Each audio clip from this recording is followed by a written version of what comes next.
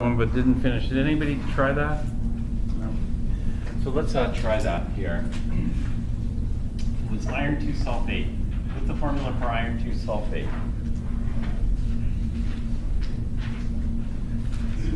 FeSO4. Okay, plus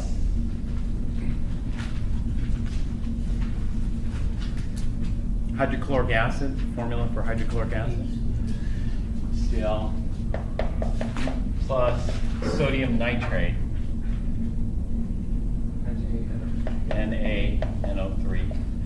Now, what we could do with this, did I set up the metathesis already or not? I think we did the metathesis, didn't we, or attempt to do the metathesis? Can you tell me where we left off? Did we attempt to do the metathesis? Yeah. So we looked at all ion combinations. What you could do is you could do multiple double replacements and see. For example, you could do AB plus CD here, AB plus EF here, you know.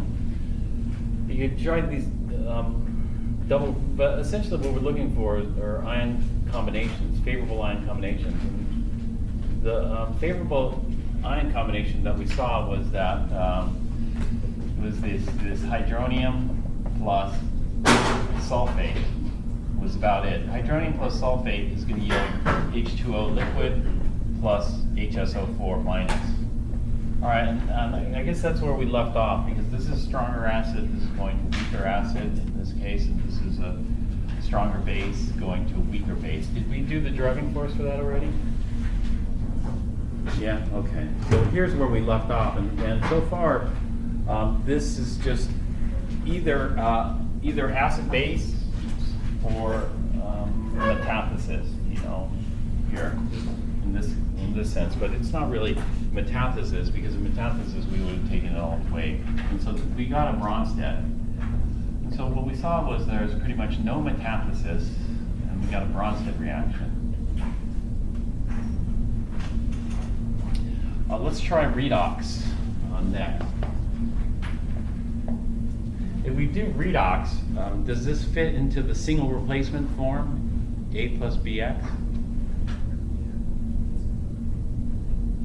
No, it doesn't. And so what we have to do is we do the chart method for the redox here. And so remind me, what are the steps in the chart method? Inventory. So we look at these, all these are going to be aqueous. Sulfates are soluble, except for you know, silver, lead, mercury, calcium, strontium, barium. And then group 1, and this is also group 1, and nitrates are all soluble. So when we inventory this, we're going to get what for the iron 2? We're going to get iron 2 ions, sulfate ions. For HCl, we're going to get H plus and Cl minus.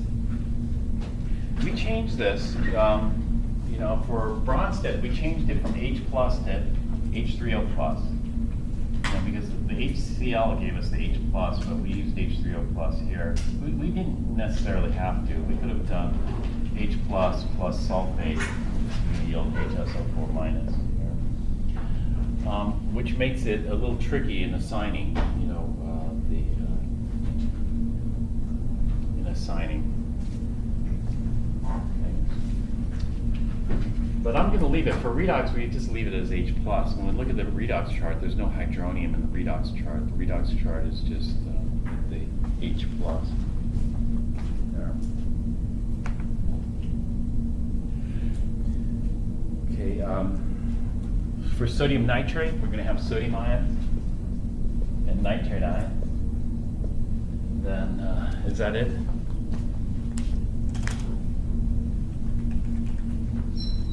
Is there anything else that I should have added to that list?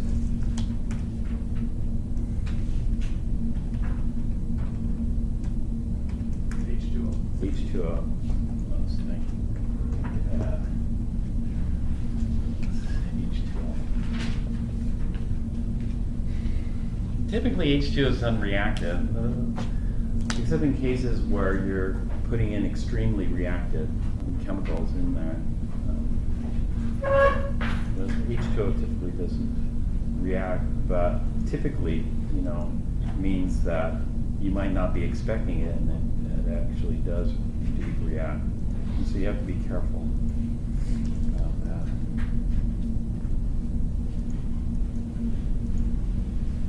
Let's try to get this chart up.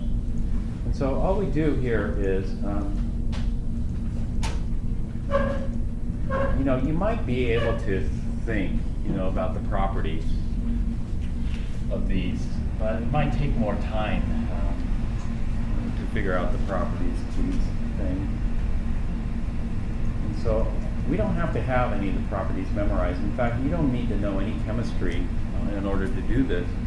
All you need to do is to be able to read the chart. And so that's probably the first step. You don't want to get caught up, okay, what is it? You just want to be able to follow the steps. Since it is just consulting this chart, you know, you don't have to derive the chart, you don't really have to do anything, you just have to use the chart. And so in order to use this chart, you could have zero chemistry background and still be able to do these redox, these complicated redox problems with absolutely no chemistry background at all. Because all you, well, actually you do need some chemistry background to get the inventory, so we got the inventory down, but once we get the inventory down, you don't really need any chemistry, because all you do is you look for this iron 2. Do you see iron 2 on this chart? And so we just start off, you know, over here. I see F2, fluorine, ozone, hydrogen peroxide, manganate, fluoroxide, chlorine, dichromate, manganese peroxide, oxygen, iodate, bromine nitrate, going down.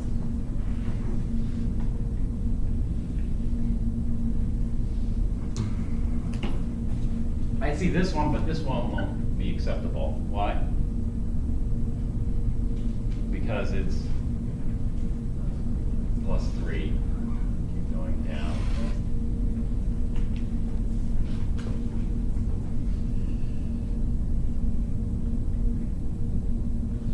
Nitrate, acid, silver, iron 3, oxygen, iodine, copper 2, sulfate, tin 4, sulfur, H+, Pb2+, tin 2. Here it is, iron 2. Iron 2, is this the oxidizer side or the reducer side? Oxidizers do what? Do they take electrons? That is, you add 2 electrons, or do they lose electrons? Oxidizers. Oxidizers take electrons, so that's an oxidizer. So we call it OA. What's the best oxidizer? Do you know? Fluorine. But you know, the people who don't, you know, I say to read through this chart because this was one of the biggest mistakes. One of the biggest mistakes is that they see it here on the left, but iron 2 also appears on the right, which means it can go either way. It can oxidize things, or it could reduce things by losing electrons. So iron 2 can lose 1 electron to form iron 3. And so it's both an oxidizer and a reducer. Well, we don't know which way it's going to go because it depends on what you mix it with. You know, depending on the same thing, like water's kind of the same thing. It's an oxidizer reducer, so we label it like that. Do we see sulfate on the chart? Is sulfate on the chart? Let's take a look. This is why it's useful to read through the chart every once in a while. You don't have to read the chart every day, but once in a while you read through the chart so you're not so slow. You know. For my test, it's okay. You can be slow because you have extra time, but you know, for other exams, especially universities, speed involved. Here, sulfate, you just read it. You know, we read down the whole list. As you remember, sulfate's here, but we need H+. If we don't have H+ there, then it loses its ranking. You know, it's ranked here like this because the H+ is critical in formation of water. If we don't form water, we form something less stable. I mean, water without the H+ is called oxide, and oxide's a very powerful base, so it's not so stable. So anyway, that is an oxidizer. So sulfate's an oxidizer. Now, the sulfate Up here on the reducer side, do you see it? No, it's not there. And so it's only an oxidizer. But it's an oxidizer only if we have H+. Well, lucky we have H+. We have H+ from the HCl. So there's H+ available. So we're good. Now H+ alone itself is a, right here, is an oxidizer. And so we could either do H+ in combination with sulfate, or we could do H+ alone as the oxidizer.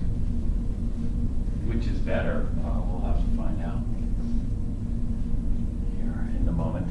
Chloride, there's no H+ on the right side. You know, H+ only has one electron. Hydrogen only has one electron. Since hydrogen only has one electron, can it lose any electrons in the positive H+ state? No, because H+ means it's already lost that electron. So no more electrons to lose. Chloride is where? In the chart. So as you get more and more familiar with this chart, you can quickly find entries here. Do you see chloride? Which side would you be looking on? The left side or the right side? Right side. The right side. Do you see it? Yeah. It's good. It's right here. 2 chlorides. And so that means it's a reducer. And it doesn't occur on the left side because on the left side it's chlorine, not chloride. Chlorine and chloride are 2 different things. They're the same element, but their reactivity is totally different based on how many electrons we have. So there's no chloride over here. Sodium ions. We've seen those as well. Here. Sodium ions are an oxidizer. Do that. Sodium metal is totally different chemical in terms of chemical reactivity. Again, same element, but because of the electron proton match or mismatch, it means the reactivity is quite a bit different. And then we have nitrate. I saw nitrate earlier. We were reading down the list. Nitrate's up here. We got nitrate, but in this case, the nitrate needs H+. But fortunately, we have H+. Not in sodium nitrate. There's no H+ there, but from the HCl here. And so what we're going to do is we're going to tie the nitrate together with the H+ here. This is going to be an oxidizing agent here. Nitrate. We don't worry about balance. For example, here it says 1 nitrate, 4 H+. I don't worry about that. It's just the 1 to 4 ratio is just how it reacts. So as long as we have it there, it's all right. So the numbers we'll worry about later. We just have H+ and nitrate. Only occurs on the left, so it's an oxidizer. Water occurs on both sides. There's water on the left, way at the bottom here. The water's at the bottom here. Is it the weakest? Water's not the strongest, nor is it the weakest. Where does water belong? At the 3 dots. There. That's where water belongs. And so water as an oxidizer can take electrons. It turns out what in water wants electrons? The hydrogen or the oxygen? What do you think wants the electrons? The hydrogen or the oxygen in water? The hydrogen, because the hydrogen is plus and the oxygen is -2. And so if you look at what happens, 2 waters take 2 electrons. What forms? Hydrogen gas. And so we went from H+ to H0. The oxygen stayed the same because over in water it's -2. In hydroxide, this ion, it's also -2. Oxygen is -2, hydrogen is +1. Nothing happens to the oxygen. The hydrogens in water take it. On the other hand, oxygen has the potential to lose electrons. since oxygen has the potential to lose electrons, this is what can happen as well. If we take a look, what's the hydrogen in water? +1. So if we go backwards here, so we take water, go backwards, we're going to get H+. Well, nothing happened to the hydrogen. What happened to the oxygen? Oxygen over in water is -2, and oxygen in O2 gas is 0. We have two oxygens, they both have to be charged 0 to give us a net charge of 0. And so oxygen went from -2 to 0, that means it had to lose electrons. We got 2 oxygens, so a total of 4 electrons must be lost. And so oxygen can go either way. It can lose or it can gain, but we don't know. You know, it might not do anything. It depends on what it reacts with. And so these are all the players in this reaction. Now what we have to do is we have to pick the what? What do we do next?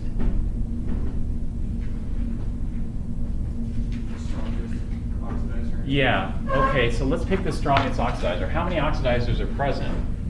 1, 2, 3, 4, 5, 6 oxidizers are present.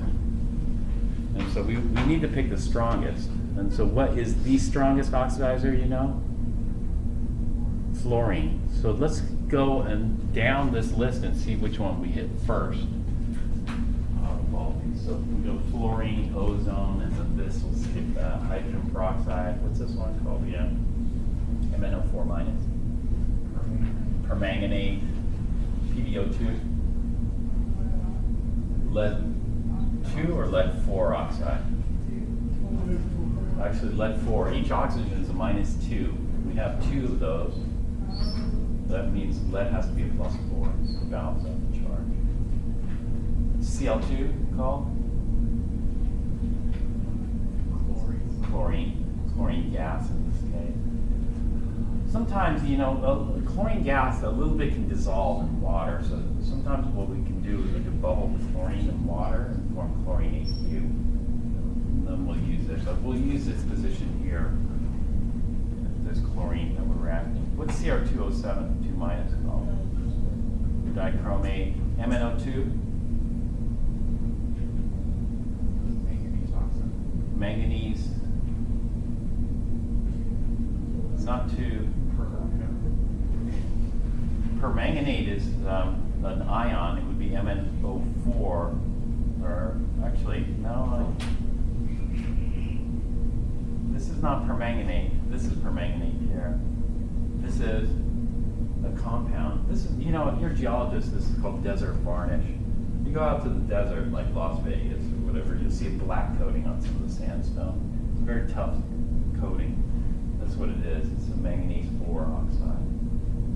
So desert varnish is called on the rocks outside of Las Vegas. O2 oxygen, IO3 minus, iodate, bromine, and then nitrate. We got nitrate. So here is that nitrate's the strongest. However, nitrate needs something. What does nitrate need? H+, but we got it. We have nitrate and H+, so we're set. And so the strongest oxidizer is going to be the nitrate with the H+. So we could ignore all the other oxidizers. All the other oxidizers might try to take electrons, but they aren't going to be successful. So we'll ignore all the other oxidizers. Nitrate's going to be the one. Okay, next what? We got to find the strongest reducer. So how many reducers do we have here? We got 1, 2, 3 reducers. So what's the strongest reducer that you know? The strongest reducer that you know is lithium. So let's just go up the list. Lithium would be number 1, number 2.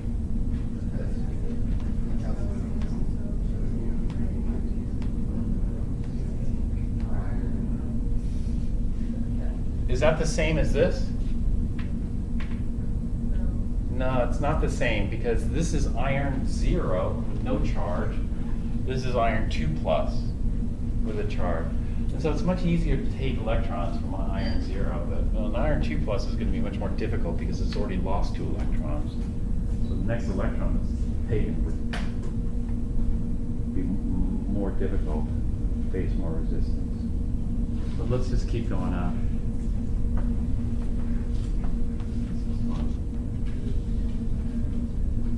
Tin, lead.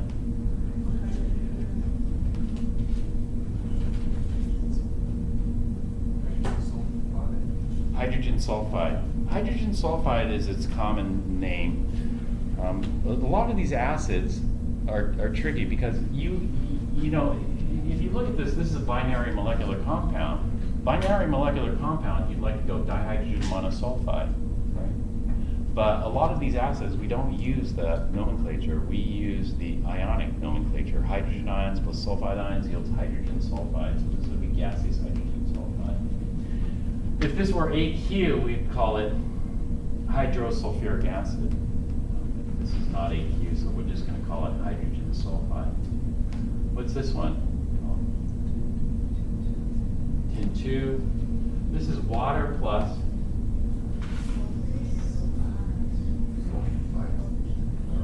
sulfite and sulfate are ions. SO4 2 minus, SO3 2 minus. This is not an ion.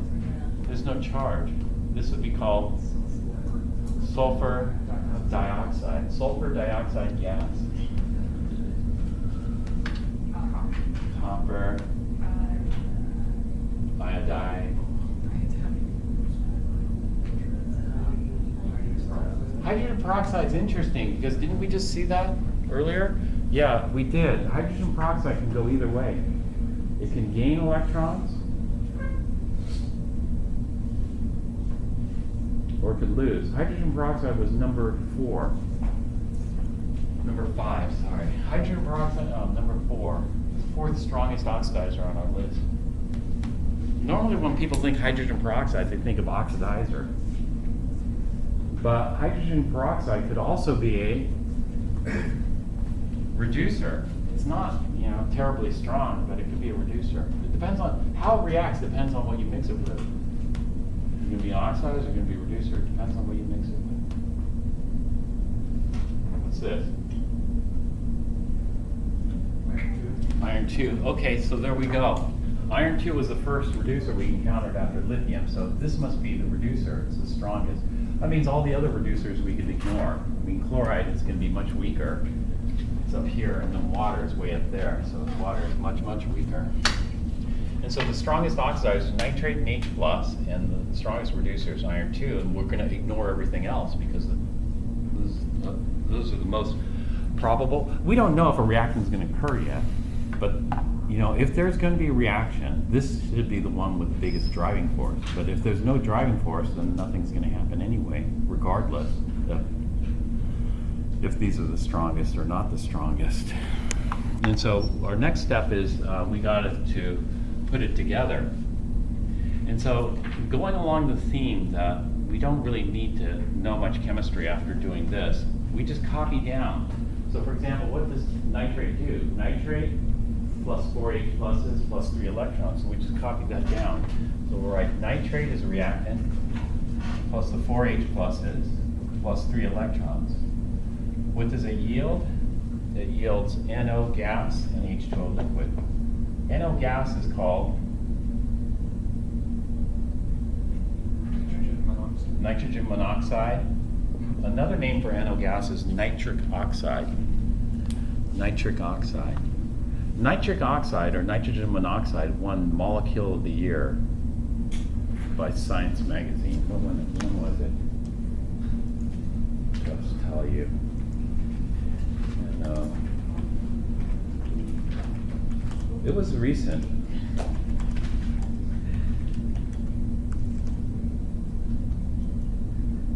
Maybe not so recent. Did it? When was this published? 1992.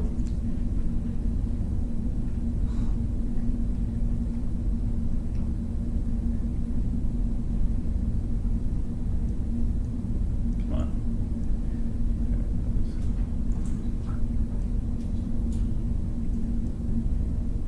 I have to hold this. The molecule of the year. The molecule of the year is nitric oxide, NO. A molecule of versatility and importance that has burst onto the scene in many guises. In the atmosphere, it's known as smog, right? It's a noxious chemical.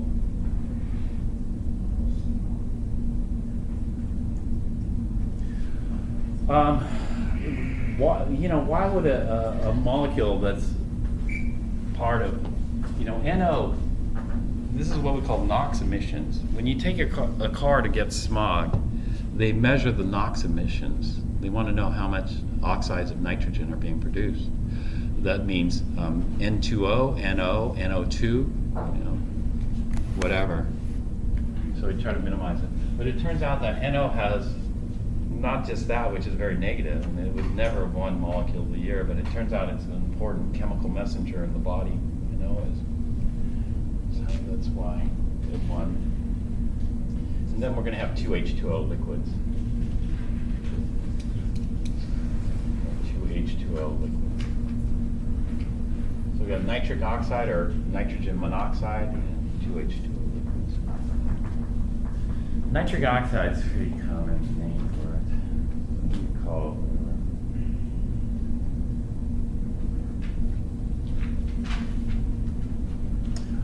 All right, and so this is what we call our oxidizing agent. There's a conjugate relationship.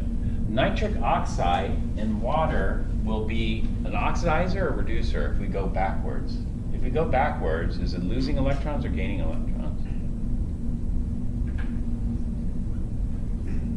It's losing, so that's what we call a reducer. And so this is our conjugate relationship. This is how we're going to tell if there's going to be any reaction. If there's going to be any reaction, we need to determine if there's any driving force. In order to do that, we got to set up a competition between the forward reaction versus the reverse reaction. See which reaction is more favored. All right, this is called a half reaction, and this half reaction is called the. It's tricky. This one's actually called the reduction half reaction. I'm not going to get into it right now. I'm just going to call it 1/2. 1/2. It's the half reaction because of the electrons. Can you go out and buy a bottle of electrons? Say, I want like 150 grams of electrons. Can you go out and buy a bottle of electrons? You can't.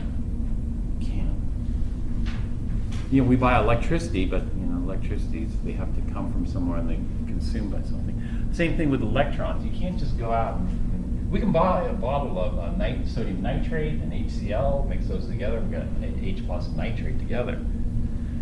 But the electrons, we can't. And so electrons have to come from somewhere. Where do they come from? They come from the other half of this reaction. What is the other half of this reaction? The other half of this reaction is this.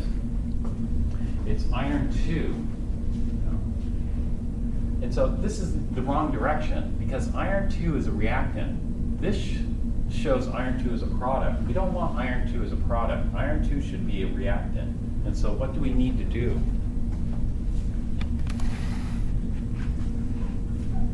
Again, this is on the wrong side. Iron 2's got to be a reactant, not a product. So we need to do what? We need to flip this equation. Just flip it. And so, the reason we have to do this is because they don't want to make two tables. They want to make just one table, and you can go either way. You can go right to left or left to right or whichever. And so what we're going to do is we're just going to flip this. So what we need, the other half is going to be the iron 2. The iron 2 lost like this goes to iron 3 plus an electron. And so this is my other half. This is where the electrons are going to come from. Okay, so iron 2, this is what we call a reducing agent. And so this is why these are called redox reactions. Redox reactions, 1/2 of it is the reduction part. The other half of it is the oxidation part. It's kind of weird, but this is the reduction, this is the oxidation. Iron 2 is being oxidized. This is being oxidized by a pretty powerful oxidizer, nitrate and H+. Okay, likewise, if we were to reverse this, then iron 3 going backwards would be the oxidizer. So I'd like to do it in the half reactions, because this is called the conjugate relationship. If you have a powerful oxidizer like nitrate and H+, then its conjugate reducer is going to be kind of weak. If you have a moderate reducer like iron 2, you're going to get a moderate oxidizer like iron 3 here. Same. Except this is kind of a mismatch here, because how many electrons does the first half reaction need?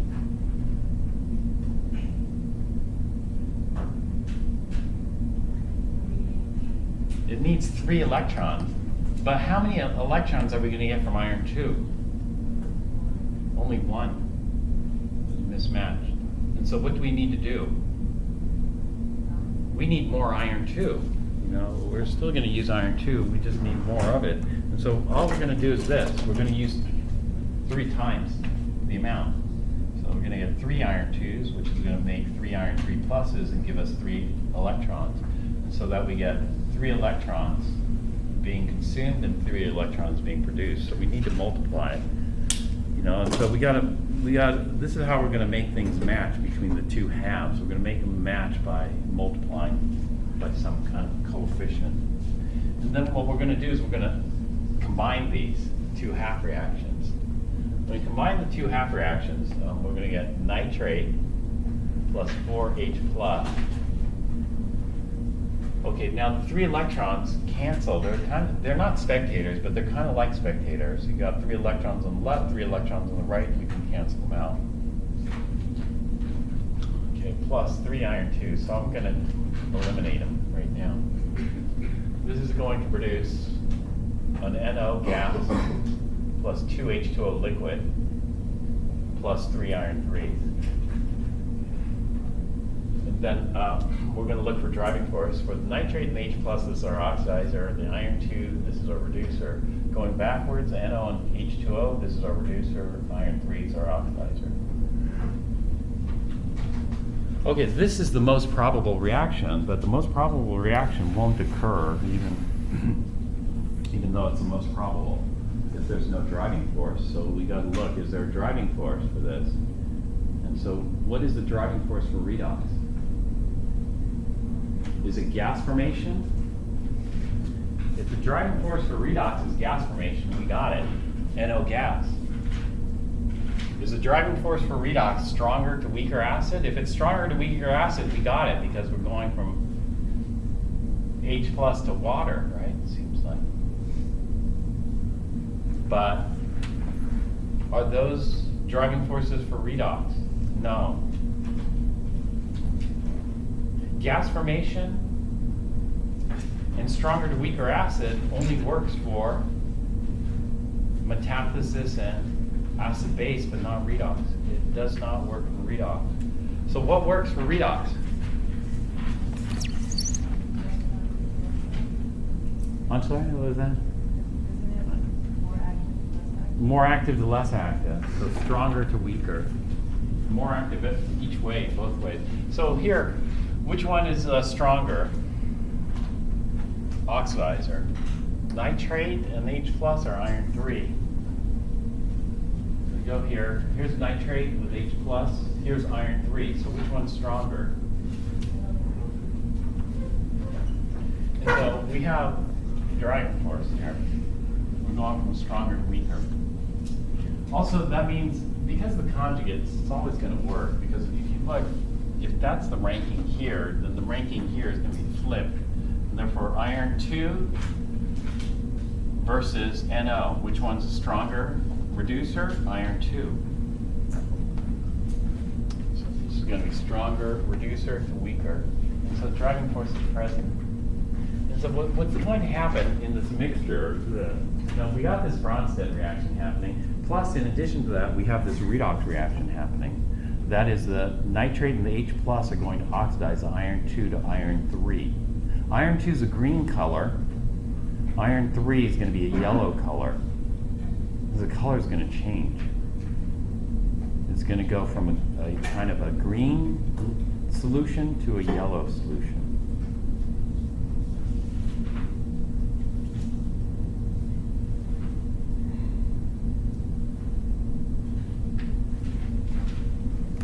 Is that like what happened with the lab? In the cylinder of calcium hydroxide and phenolphthalein? Right. That type of thing will happen here, but air will do the same thing. If you have iron 2, like if you have iron 2 sulfate, when it's prepared fresh, it's green. But as it ages, it becomes more and more yellow. Once it turns completely yellow, then it's gone. It's no more. So you have to protect it from air oxidation. Air can oxidize it as well as iron, nitrate. This will do it very rapidly. All right, so let's try the redox reaction here.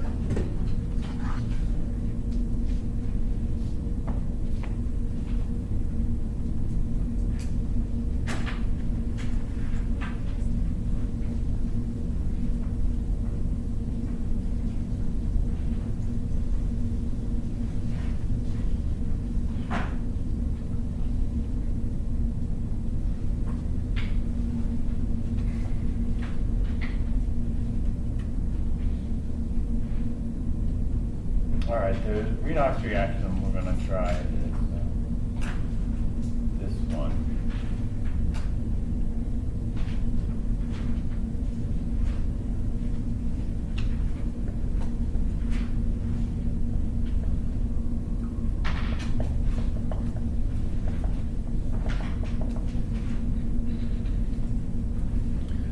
Okay, let's do silver and nitric acid. Why don't you try that? You work with your neighbor if you want.